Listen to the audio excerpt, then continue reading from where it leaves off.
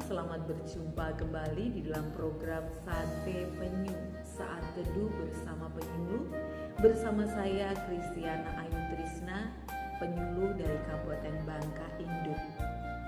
Sebelum kita melakukan perenungan firman Tuhan, mari kita berdoa. Kami sangat bersyukur Tuhan, karena Engkau senantiasa menopang kami melalui kebenaran-kebenaran firman Tuhan. Tolong kami malam hari ini yang kembali ingin merenungkan firman Tuhan.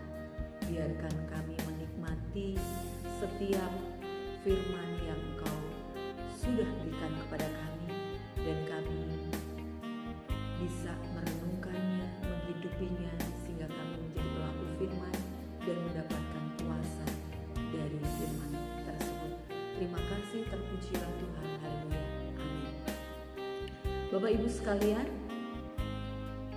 ada sebuah lagu anak sekolah minggu yang liriknya berkata, bila hatimu senang, maka hatimu bahagia. Bagaimana keadaan Bapak Ibu malam hari ini? Apakah Bapak Ibu sedang senang atau sebaliknya? Lagu bila hatimu senang, maka hatimu bahagia, itu menggambarkan fakta yang akan terjadi pada hati manusia. Bila kita sedang senang, maka hati kita bahagia. Sebaliknya, bila kita sedang sedih, kecewa, dan terluka, maka hati kita akan terpengaruh, sehingga suasana hati kita menjadi bergejolak. Nah, Bapak Ibu sekalian, satu fakta bahwa manusia itu terdiri dari tubuh, jiwa, dan roh. Dan ketiganya saling berkaitan satu sama lain. Bila tubuh kita sedang sakit, pasti hati kita menjadi tidak nyaman. Apa yang kita lihat itu akan mempengaruhi keadaan rohani kita. Nah, ini menjadi berita buruk terhadap saudara-saudara kita yang mungkin terlahir dengan keadaan fisik yang cacat, keadaan fisik yang sakit-sakitan. Tapi terpujilah Tuhan bahwa Tuhan merancang manusia itu dengan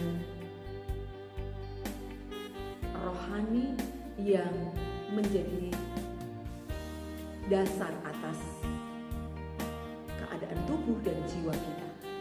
Sehingga ketika Tuhan merancang demikian, sehingga ketika manusia menjadikan rohnya sebagai kediaman Allah, itu akan mendatangkan sukacita, kebahagiaan yang sejati.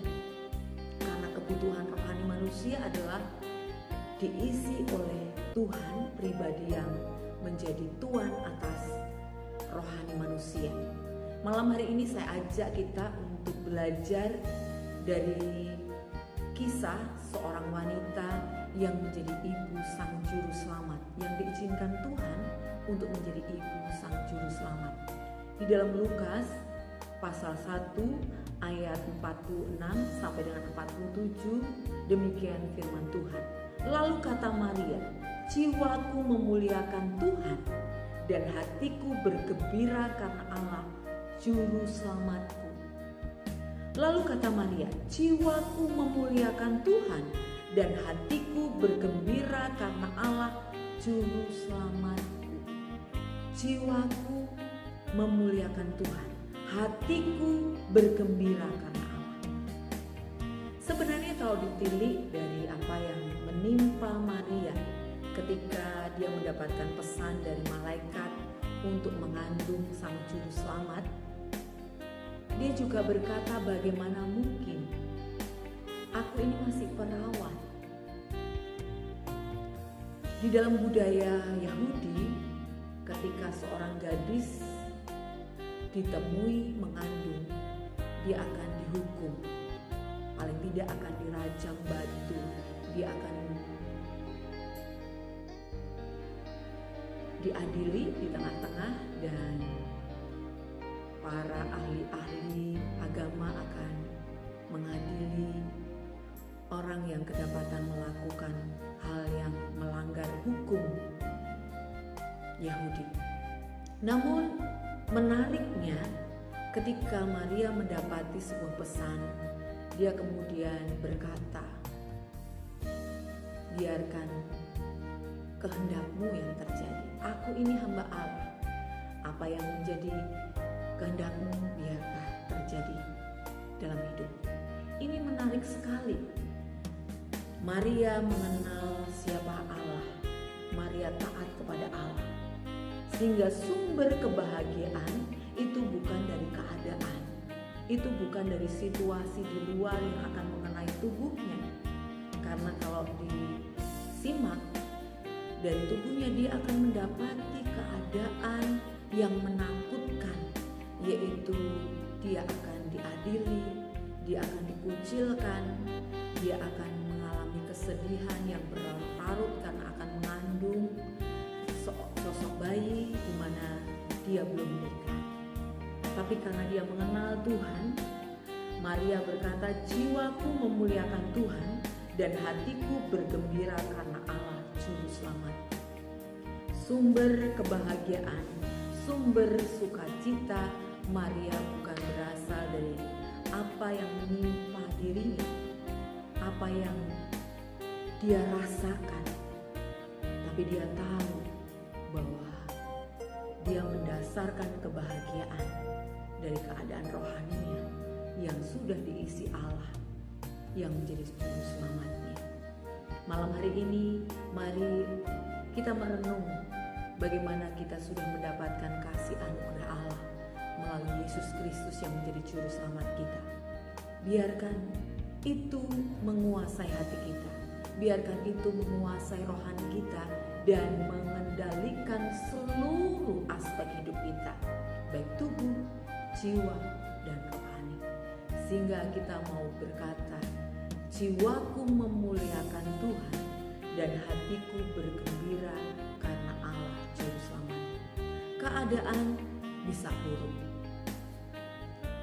Apa yang kita rasakan mungkin sedih, kecewa. Tapi ketika kita mendasarkan kehidupan kita di dalam keadaan rohani kita yang kuat, yaitu sumber kebahagiaan yang sejati, kita akan menikmati sukacita yang kekal, sukacita yang sejati, yang tidak pernah terpengaruh keadaan. Mari Bapak Ibu, kita terus hidup bergantung kepada kasih anugerah Tuhan, bukan karena keadaan.